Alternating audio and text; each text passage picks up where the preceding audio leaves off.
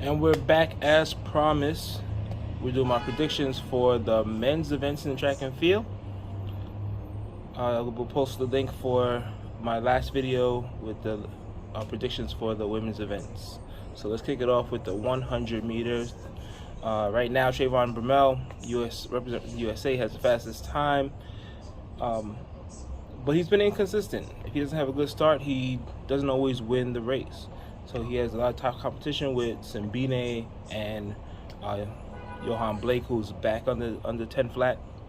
This race can go in any direction. I'm kind of rooting for Fred Curley, who's a 400-meter runner, and he went all the way down to 100, which is very impressive to run sub 10 at that.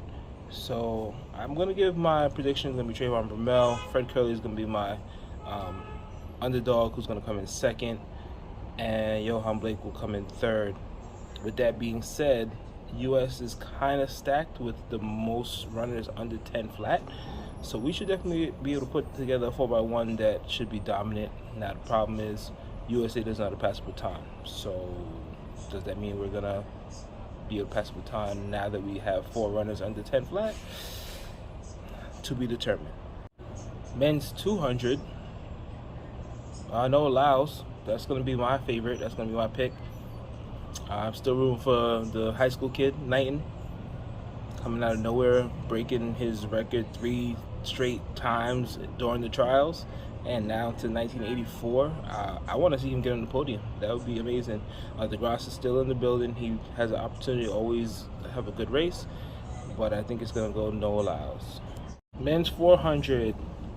We see Michael Norman, who is coming back into form. Is he going to be able to get back into that 43 range that he is capable of? Well, he's going to be going up against the world's fastest right now, which is a college kid, Randolph Ross. Hopefully he can get back down to that fast 43.85 that he ran back at the championships. But the 400 is always going to be interesting because you have some people who, when they get to the big stage, they go out really hard and they die on that last straight. And some people who like to save it, and then they don't have enough to come back on the home straight. So it's going to be an interesting last 400 to see. But I'm going with Michael Norman winning the race. Van Niekerk, who's back off of injury, world record holder, hopefully he can show up. I don't think that he'll come in second or third, but you still got Stephen Garner, Zambrano, Kuala, and a list of others, including Karani James from Grenada. So let's see how this 400 shapes up. Men's 800, with no Donovan Brazier, this is going to go down to the field. USA does have a couple good contenders in there. Clayton Murphy, I think, can run a really good time. However, I don't see him winning. Isaiah Jewett, hopefully he can take him out hard and die out the field, but I feel that he might set them up for a really fast 800, which would be great to see. Nigel Amos is an opportunity to go after the world record, and Emmanuel Carrera. So let's see how this goes in the men's 800. Men's 1500. Now this is one of those races that always seem to let you down.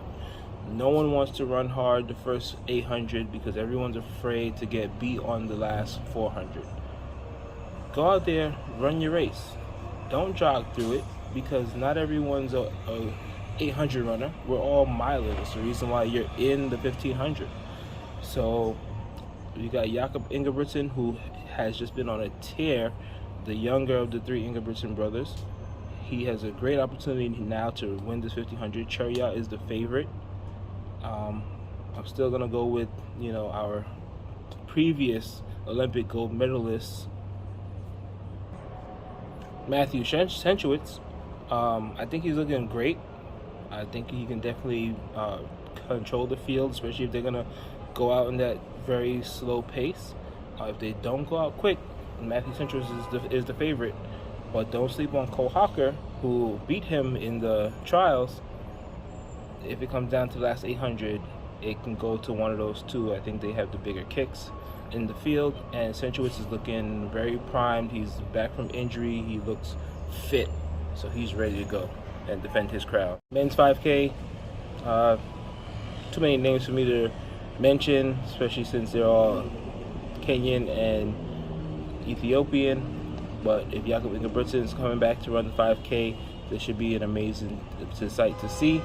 Paul Chelimo is my vote. USA, let's go Paul Chelimo, also namesake. While I don't usually dive into the field events, I'm just going to shout out Javon Harrison from LSU, who's representing USA in both the long jump and the high jump. Hasn't been done since, I don't even know when, 1960 something, when Jim Thorpe did it. So I'm rooting for the kid. Let's do it. Let's get on the podium in both events. Let's win the gold, matter of fact, because he's got the ability to out jump anyone in the long jump. High jump is probably his weaker event, but I mean, let's go. Men's 110-meter hurdle. Well, Olympic gold winner from 2016, Omar Cloud, did not make the Jamaican team. So that kind of opens the door for second and third place, as Grant Holloway right now is a clear favorite to win. Devin Allen, I'm hoping that he can come in second, as he is now peaking. But there are still two Jamaicans who are he'll take over for McLeod, who are running very decent times. But this is a year that USA could actually sweep the 110 hurdles. Men's 400-meter hurdles. This is the event of the Olympics.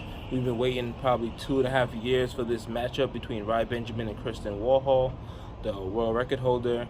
I think this final should feature a lot of great talent, including McMaster, Dos Santos, Samba, Barr might even make it. It's going to make it for a very fast race. Kristen Warhol is the favorite, but I'm going for the guy, Rai Benjamin, to break the world record after Kristen Warhol already broke the world record.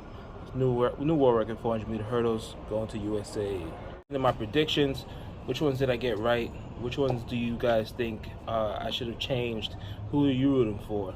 Let me know in the comments below. Like and subscribe. Till the next video.